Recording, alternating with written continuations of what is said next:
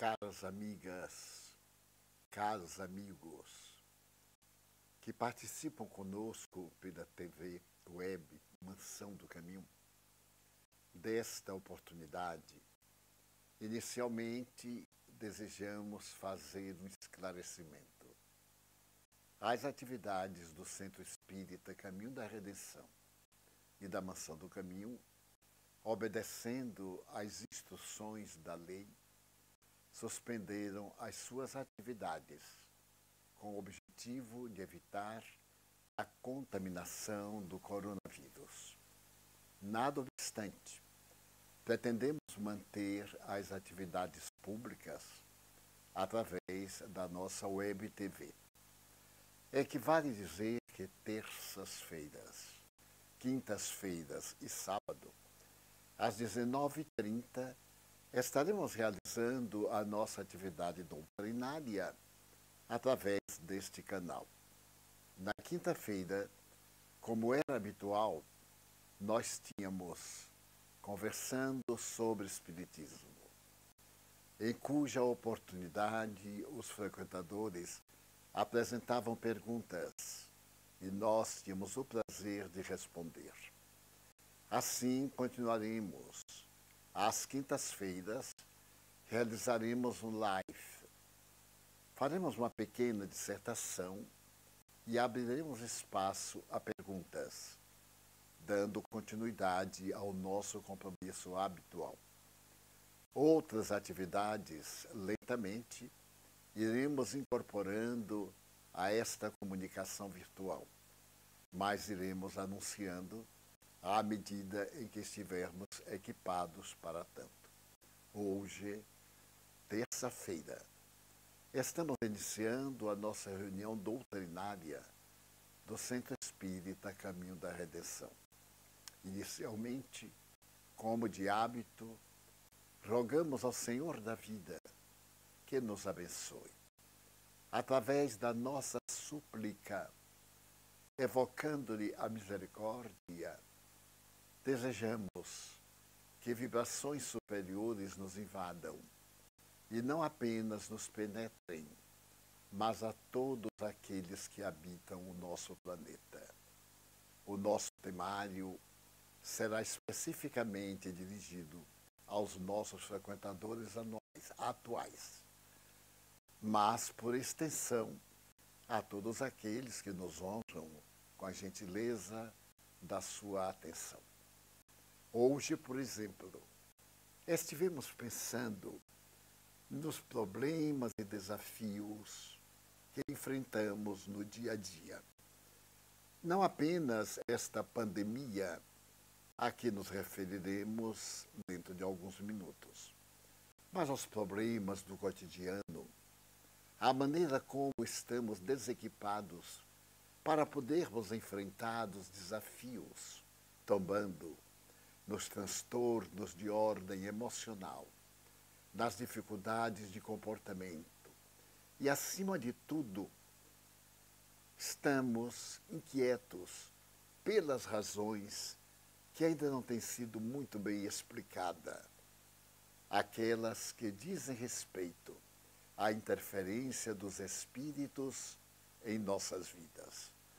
O emérito codificador da doutrina espírita, Allan Kardec, na pergunta típica do Livro dos Espíritos, interroga: interferem os espíritos em nossas vidas?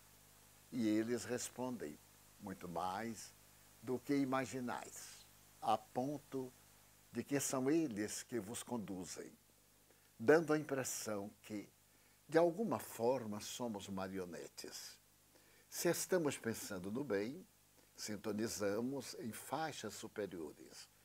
Mas se a nossa vida é vulgar, caracterizada pelos tormentos que nos são típicos, sintonizamos com entidades vãs, frívolas. Mas se o nosso sentimento é perverso também, as entidades mais perversas do além acorrem pressurosas. Então gostaríamos de didaticamente conversar com os nossos telespectadores, as nossas telespectadoras, Havia um homem que era um pobre lenhador. Ele residia em um casebre quase miserável, à orla de uma estrada movimentada. Vendia garranchos, pedaços de madeira que colhia ali mesmo, à borda da floresta. De bons sentimentos, a pobreza se lhe agasalhara no lar modesto. Era pai, tinha 3 filhos, e a esposa humilde era generosa e alegre. Certo entardecer, apareceu-lhes à porta um viandante, um daqueles homens que no passado saíam em peregrinação afetuosa e hospedavam-se onde encontravam guarida. Mas aquele era um homem especial, a ponto de ser considerado um homem santo, porque os seus eram conselhos superiores e a sua aura de bondade e gentileza. Aproximou-se do casebre modesto e solicitou uma noite de repouso. O pobre lenhador recebeu-o com carinho e júbilo, mas lamentou não poder brindar-lhe um lanche, uma ceia que valesse a pena, e lhe deu, no entanto, o que tinha de melhor. A conversa ao pé do fogão era quente e agradável. Ao chegar o momento, o homem santo propôs que todos se deitassem, sem qualquer constrangimento, e ficou tão grato que, ao amanhecer do dia seguinte, após tomar um jejum modesto, o homem santo, em gratidão, disse-lhe: Homem, já te adentraste na floresta? Ao que ele redarguiu: Não, senhor. Pois faze-o. Entra na floresta. Sorriu e partiu. O lenhador ficou pensando: que curioso. A minha vida é tão monótona e rotineira que nunca me aprouve adentrar-me na floresta. Nunca tive qualquer curiosidade. Mas eu vou atender a proposta do meu hóspede. E entrou na floresta. Levava um facão, que era um instrumento de defesa. E à medida que ele se foi adentrando na floresta, ficou deslumbrado com as árvores centenárias, com a mata espessa. Muitas vezes teve que abrir com o facão que luzia. E, de repente, ele percebeu que as árvores que agora via não eram aquelas árvores comuns que estavam à orla da estrada. Sendo ele, de certo modo, um conhecedor de madeira, aproximou-se de algumas delas vetustas, abundantes de folhas, e descobriu que se tratava de mogno, uma madeira muito nobre, de preço elevado. Mas ali era como uma reserva que nunca fora tocada. Ele ficou surpreso e aturdido. Esteve examinando a área e não sabia que pensar, que fazer. Veio para casa, alegre e preocupado, e dialogando com a mulher, esta sugeriu que ele procurasse os proprietários daquela região e lhes propusessem um aluguel, uma compra em momento próprio. E ele foi então ao cartório da cidade e veio a saber que eram terras devolutas, não tinham proprietário, porque eram terras que não tinham nada de valor, todos o pensavam. Então ele conseguiu arrendar uma área muito grande e logo contratou alguns auxiliares, cortou algumas árvores, vendeu-as às serrarias e ganhou algum dinheiro. Então lhe ocorreu a ideia de ele próprio ter a sua serraria. 1 ano, 2 anos após, ele era madeireiro. As árvores pareciam jamais acabar-se, mas também encontrou outras, encontrou jacarandás famosos, volumosos, que podiam fornecer tábuas para construções, para lares e etc. E depois de 5 anos, ele estava com uma vida independente. Transferiu-se de residência para uma casa mais digna, colocou os filhos numa escola particular. E certa noite de luar, ele estava debruçado à janela da sua casa e conversava com a mulher. Dizia-lhe, que curioso, aquele andarilho, um verdadeiro santo, abriu-nos as portas da felicidade e nos sugeriu que eu entrasse na floresta. Estive pensando uma coisa, a floresta é a perder de vista, e eu me detive na área das árvores. Amanhã eu pretendo adentrar-me um pouco mais. Não me custa nada. Será o prazer imenso de ter ideia da extensão territorial que eu adquiri. A esposa estimulou muito, mas no dia seguinte ele fez o esforço de entrada já com alguns amigos em um jipe. Foram abrindo uma estrada abrupta e de repente perceberam que era um platô e tinha um vale rápido que parecia ter sido fruto de um terremoto que separou as terras. Uma borda e lá embaixo um córrego. A água transparente atraiu-os. Eles desceram por uma encosta qualquer e entraram numa caverna onde era a nascente do rio. De repente, viram pedras curiosas no chão, negras, amarelas, esverdeadas, e olhou as paredes que traziam verdadeiros fios velhos e descobriu que se tratava de ouro. E também aquelas pedras, ralou uma de encontrar outra, e logo um brilho peculiar apareceu. Deus meu!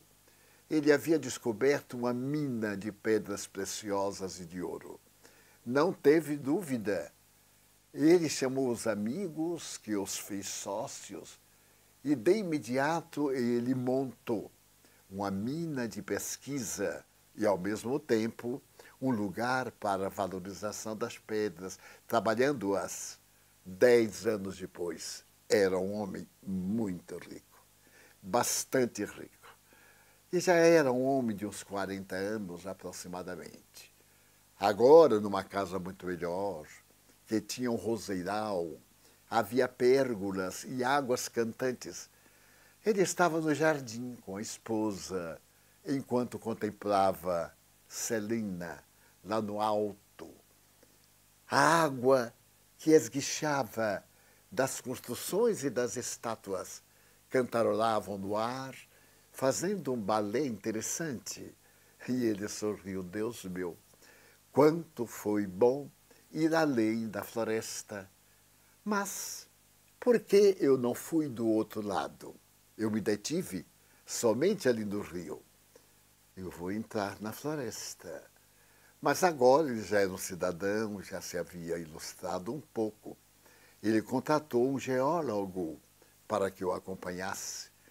E não deu outra, como se diria em linguagem popular, que após atravessar o córrego, havia uma verdadeira montanha. E a terra era de uma coloração peculiar. O geólogo disse, meu Deus, isso é uma mina de cobre. Ele ficou surpreso, como podia ser tão abençoado aquele terreno? Mas era proprietário. E então, de imediato, ele montou uma verdadeira indústria de trabalho com o cobre. Os anos se passaram, os filhos cresceram. E ele começou a ter problemas, porque agora dirigia uma madeireira, também uma mineradora, também tinha casa de venda de joias, tinha escritório, tinha advogados, tinha necessidade de estar muito bem com sindicatos.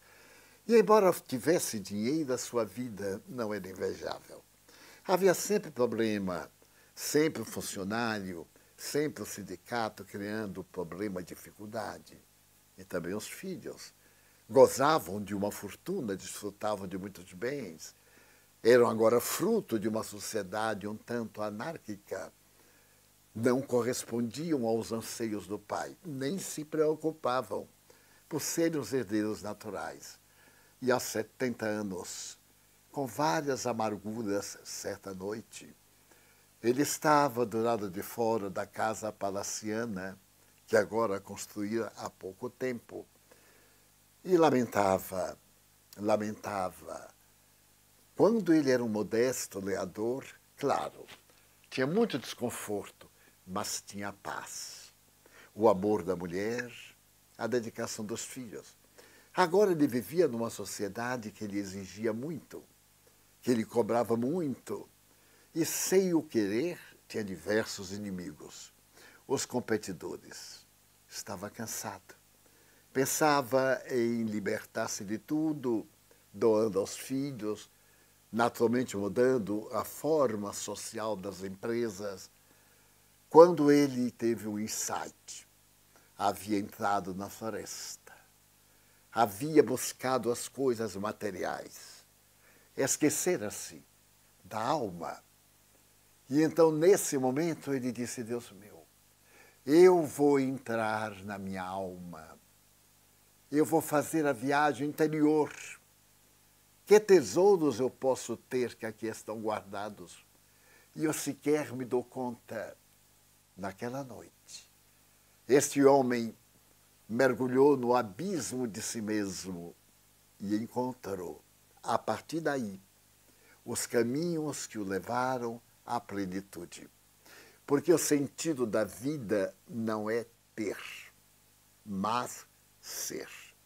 Não importam os bens que acumulamos. Se por mais equilíbrio que tenhamos, a sede de ter mais atormenta-nos. As disputas, as lutas que são inevitáveis, a competição.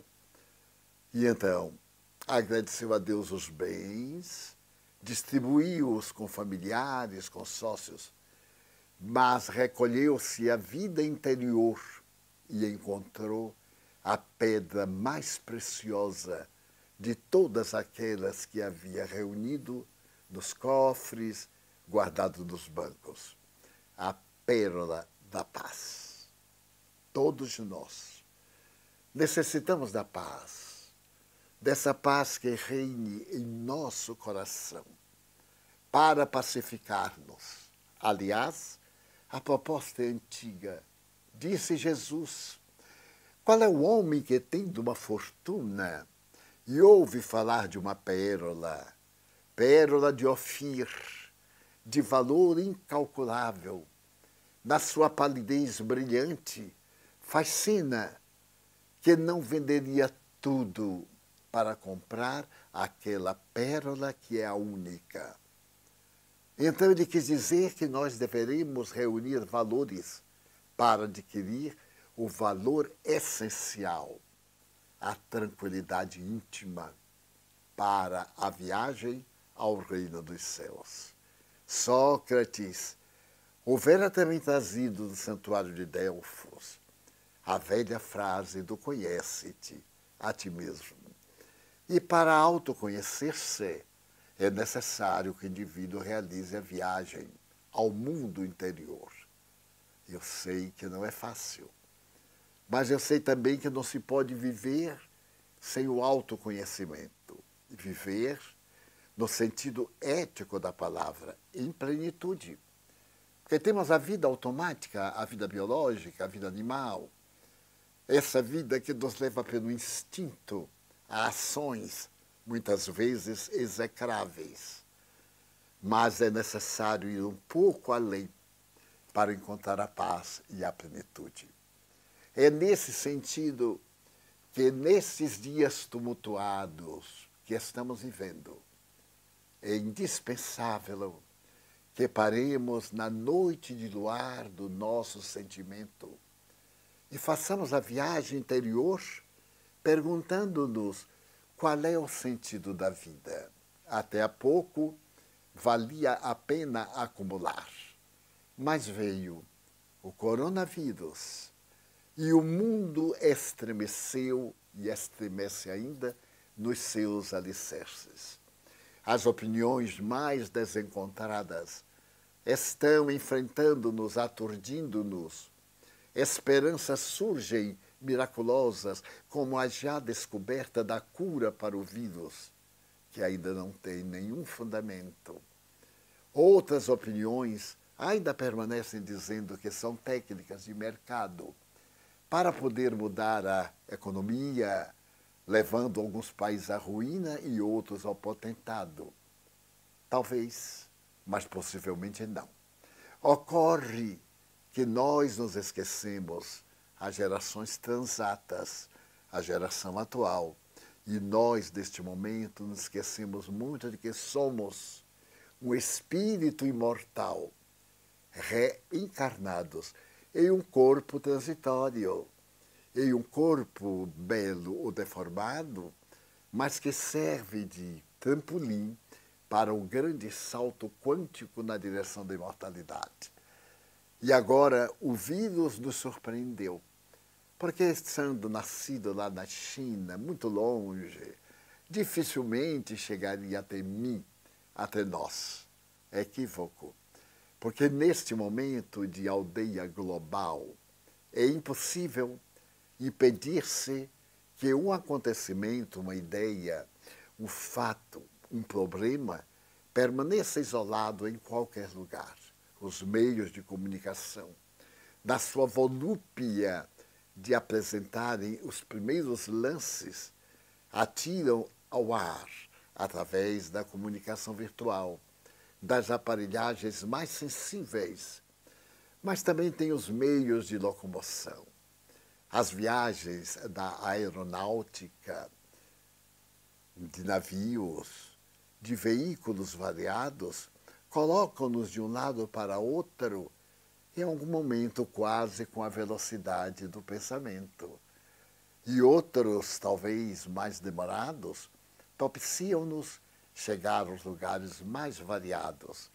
E com isto, lembrando dos cantores da Idade Média, daqueles que saíam de palácio em palácio, de situação rural para outra situação, levando as notícias, cantando, fazendo que sorrissem as donzelas e os cavalheiros sonhassem, nós temos hoje os equipamentos eletrônicos e de outra procedência que nos propiciam essa comunicação muito rápida e nos coloca sempre um diante do outro.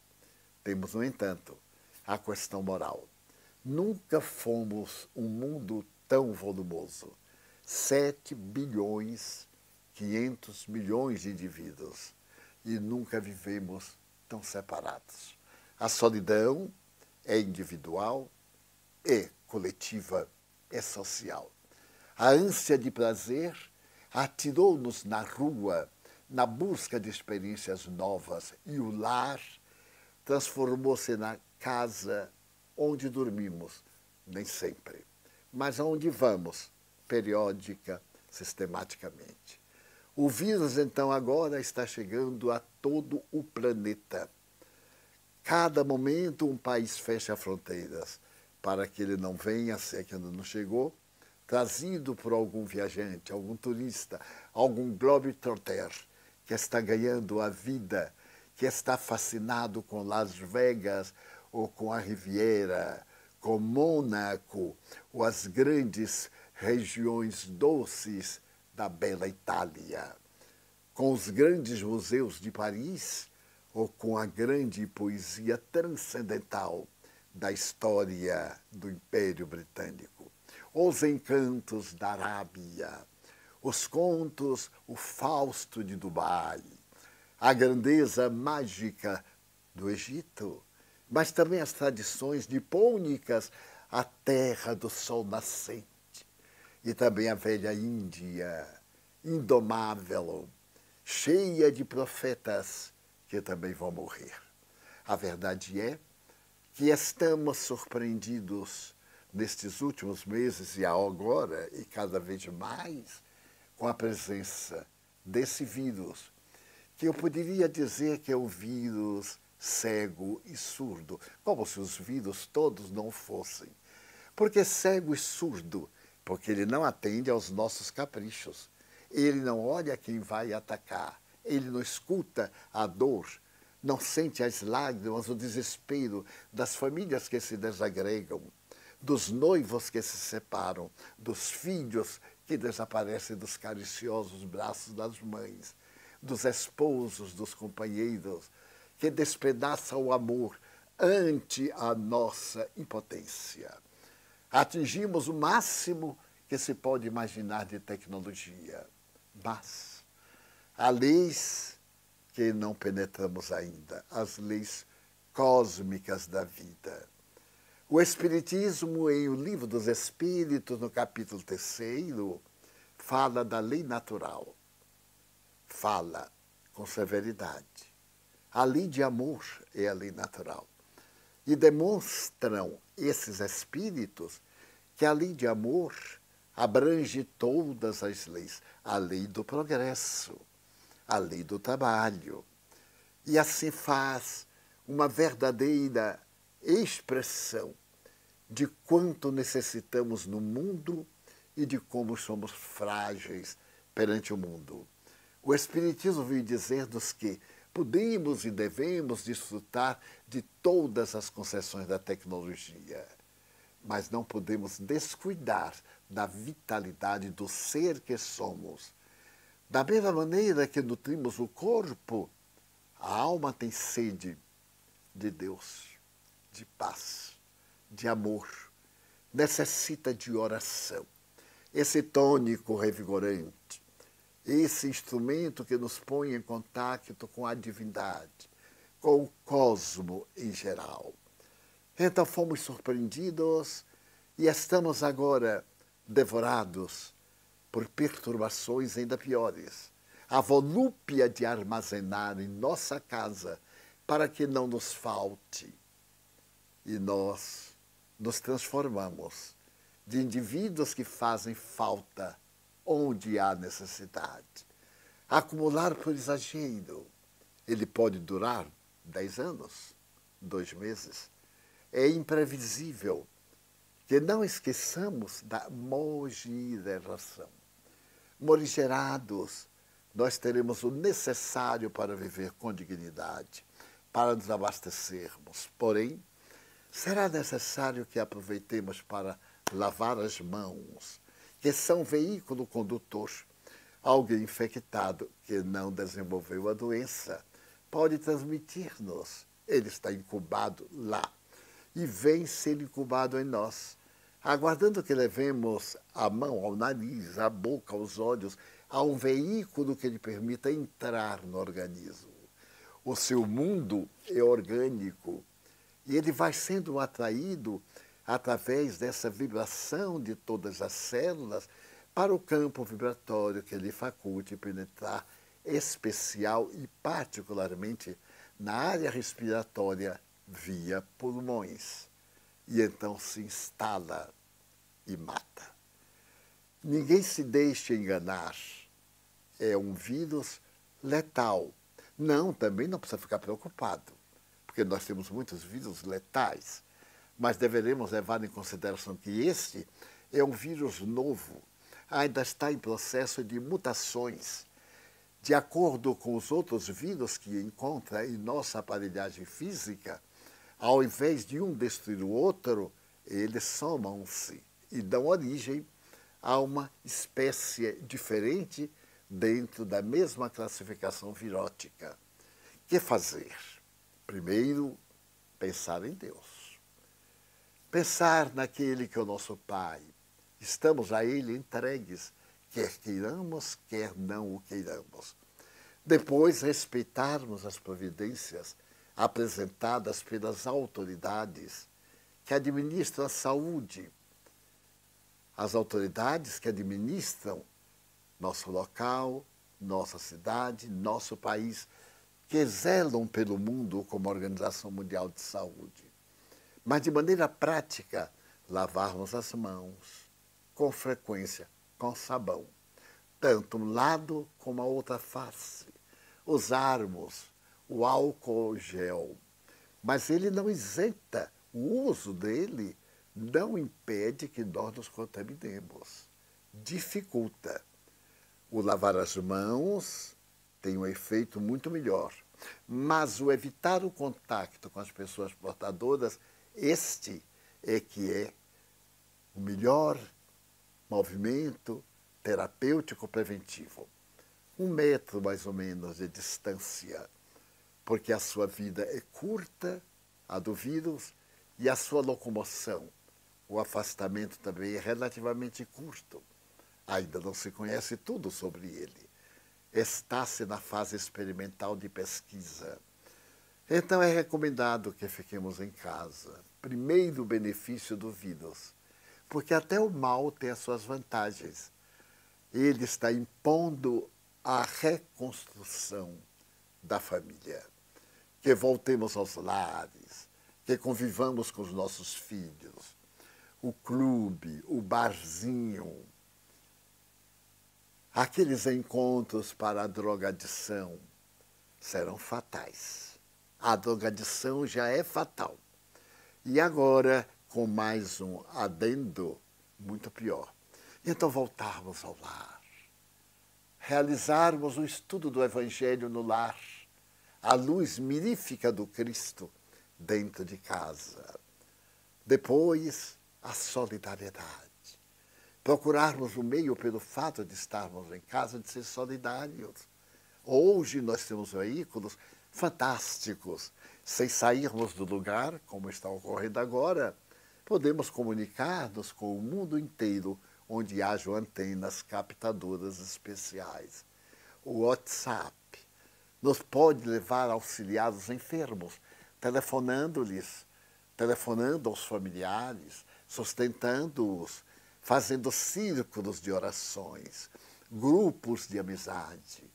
Também poderemos recorrer à ajuda quantos, agora afastados dos negócios de ocasião, porque não estão empregados, estarão passando fome dentro de poucos dias, porque não podem vir à rua, não têm como encontrar o pão, que será deles. Temos que pensar em nossos irmãos e repartir um pouco. Eu tenho visto informações de panificadoras que depois de certa hora colocam à porta pães para qualquer pessoa passar e levar aqueles pães, iriam para o dia seguinte. Perderiam 50% do valor. Por que não investir em vidas, somente pensar em lucros? Por outro lado, a ganância, o despautério, as ambições, subir os preços dos produtos, do álcool gel e de outro produto farmacêutico ou qualquer para aproveitar a oportunidade. Que vã loucura, como diria Hamlet. Ele também vai morrer e não vai levar esses valores que pesam na consciência. Este é o momento da solidariedade, de estendermos as mãos mental e espiritualmente ao amor. E embora não estejamos nos contatos físicos, que são éticos da própria formação cultural e da nossa necessidade sociológica, de estendermos o coração às pessoas carentes, àqueles que tenham esta ou aquela necessidade. Desta forma, por outro lado, lermos, discutirmos, aprimorarmos a mente e também dulcificarmos os sentimentos. Este é o instante em que ninguém é exceção. E por isso mesmo é parte da comunidade que vive, que vibra, que trabalha. E dedicar-se, sobretudo, a esta viagem interior. Buscar o seu Deus interno. Esse Cristo que vibra e que vive dentro de nós. Então, nesta noite, quando iniciamos as nossas atividades virtuais, na programação habitual das nossas sessões doutrinárias, estabelecermos o hábito de, nesse dia, terça ou quinta ou sábado, a partir das 19h30, predispormos-nos a reflexionar, a estarmos pensando juntos. Nas quintas-feiras, a atender às suas dúvidas, às questões pertinentes ao tema que seja versado, ou mesmo que não esteja no tema, mas seja de importância para a sua vida. Nós vamos fazer uma pausa de 2 minutos para pensarmos.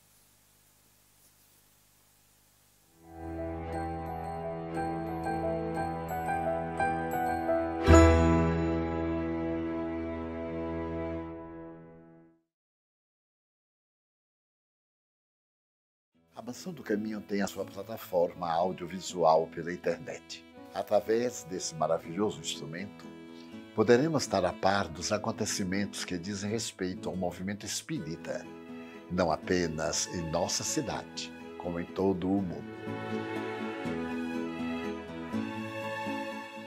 Através dessa plataforma, você pode informar-se em torno do movimento, todas as atividades, mas também conferências, peças de teatro, atividades várias para enriquecê-lo.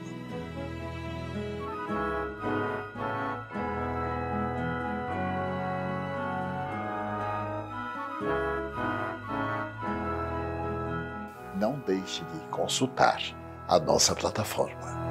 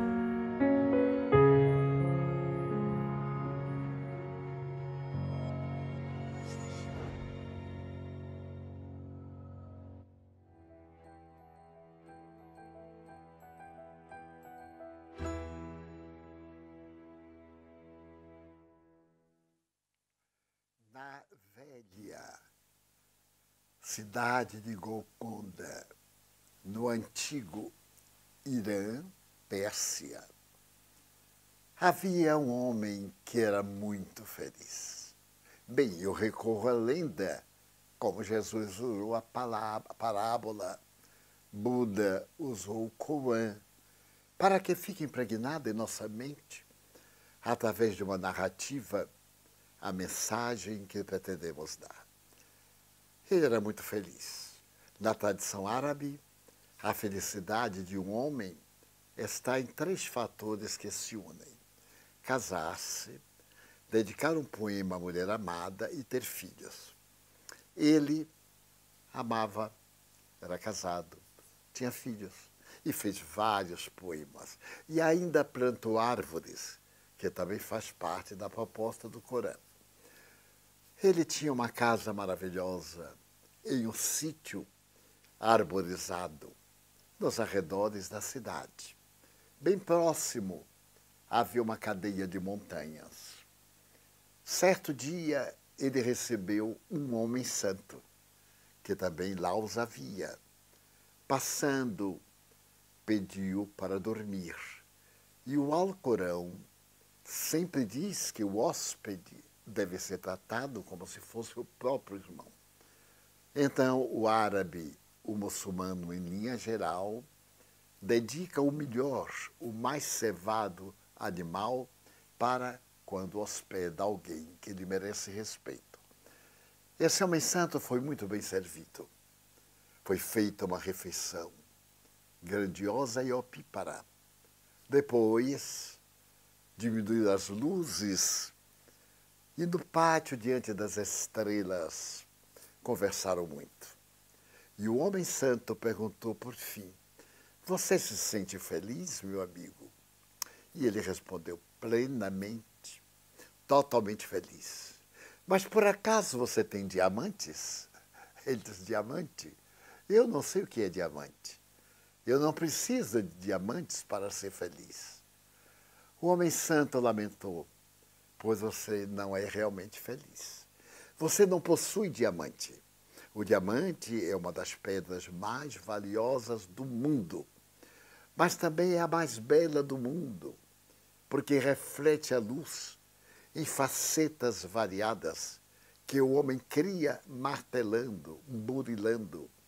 Olha, já que você tem quase tudo, tente encontrar ou comprar um diamante. No dia seguinte, o homem santo despediu-se e carinhosamente partiu.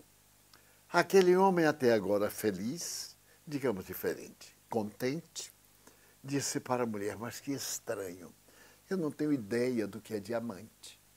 Então algo nos falta para sermos felizes. Dias depois, ele entrou naquele estado de paranoia, de uma necessidade imensa de ter diamante, disse, mulher, eu vou vender a nossa propriedade e vou sair pelo mundo à caça de diamantes. Eu te entregarei a teu irmão, te dou metade do valor da propriedade, para que possas criar nossos filhos.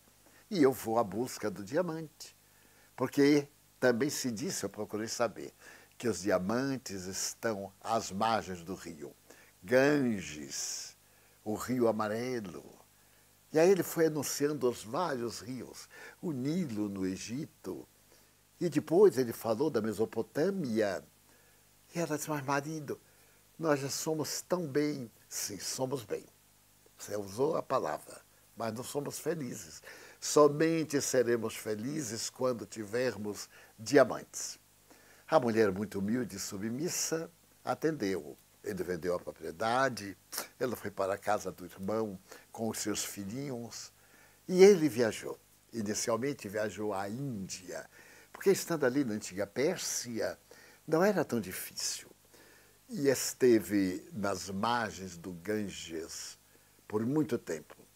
Mas depois, não tendo encontrado diamante, ele foi ao rio Yangtze-Yang, na China.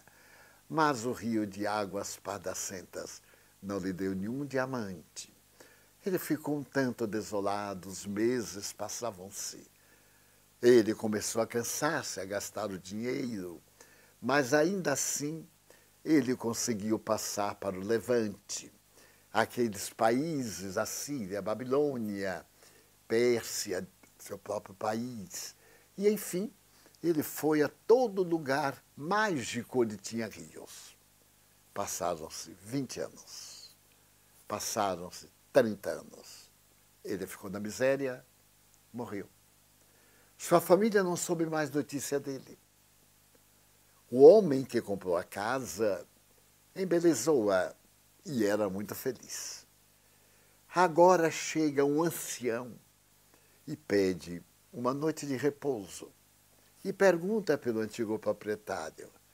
O novo desobreteiro foi em busca de diamantes. Sonho de loucura. Onde é que há diamantes? Não existe. Isso é algo assim da tradição. O homem santo disse, não, a verdadeira felicidade é possuir diamantes. Fez um bom repasto, fazia frio, a lareira estava acesa. E quando estava na hora da conversação, qual ocorrida 30 anos antes?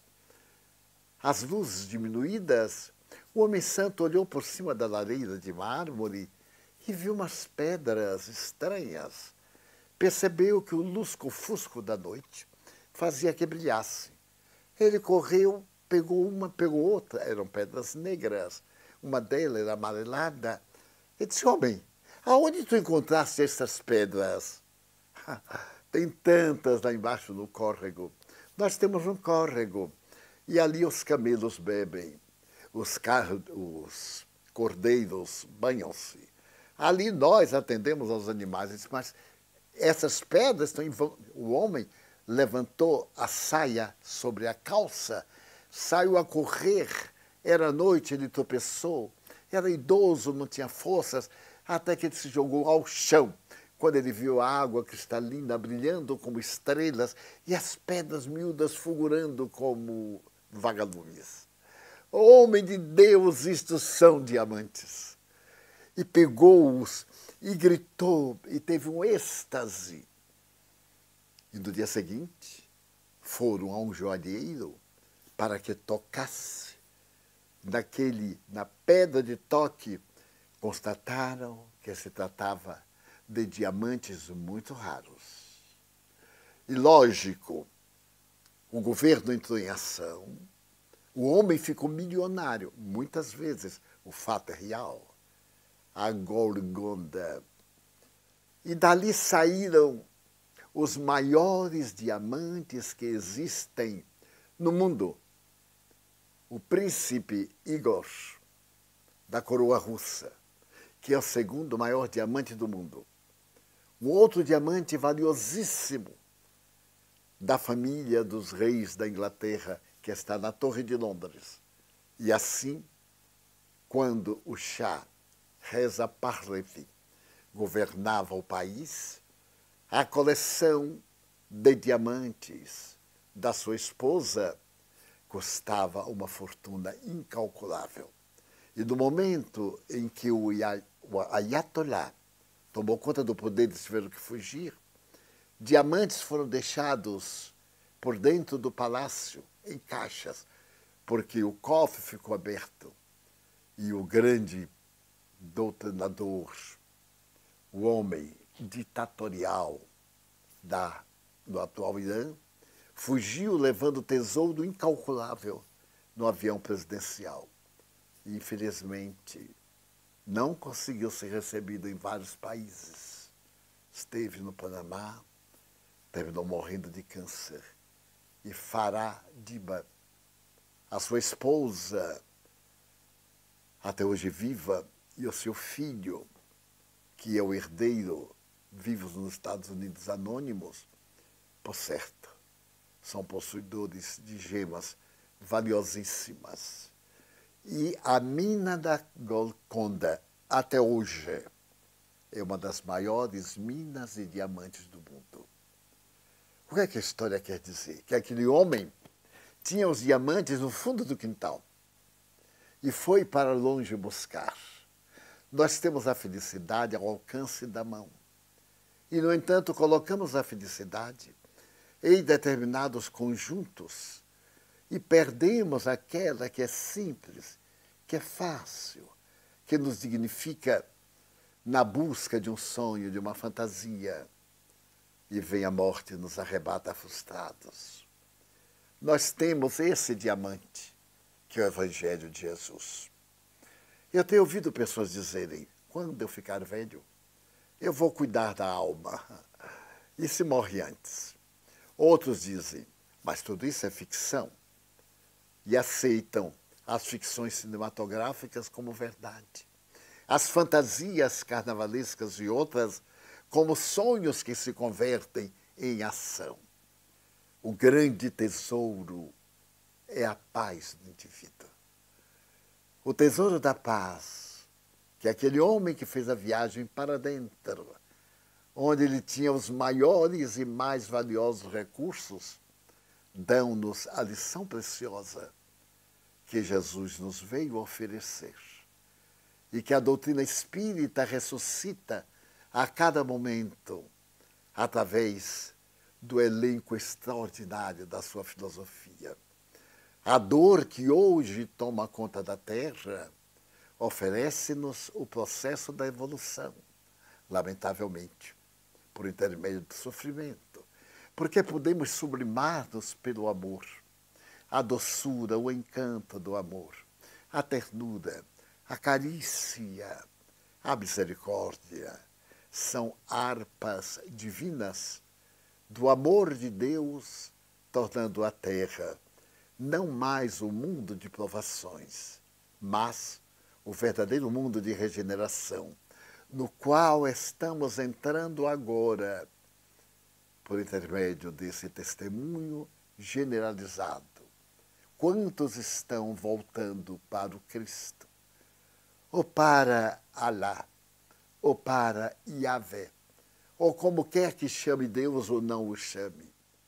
Quantos estão pensando que não querem morrer agora, que não devem morrer, são jovens.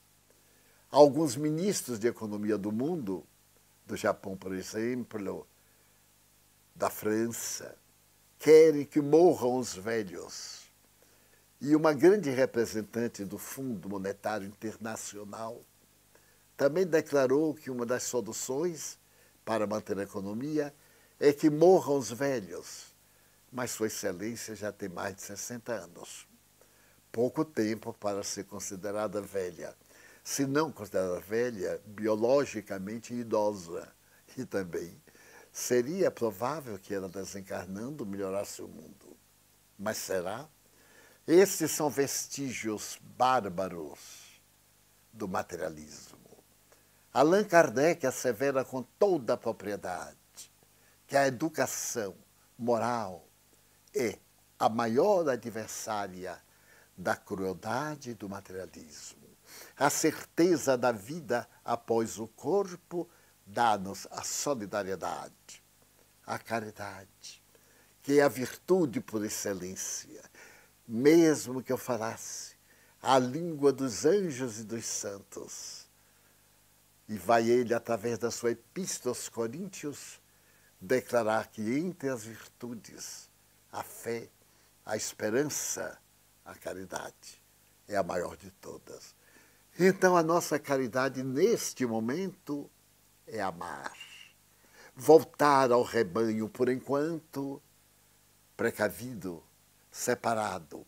Mas quando passar a tempestade e vier a bonança, que é inevitável, voltar a unirmos-nos na grande família universal que um dia estará na Terra, propiciando felicidade a nós, que iremos para a vida espiritual e voltaremos até o momento da nossa glorificação, da nossa perfeição. Desejamos aos nossos queridos amigos, às nossas queridas amigas, irmãos todos, noite de paz, dias de reflexão e um gentil e suave até quinta-feira, às 19h30, conversando sobre o Espiritismo.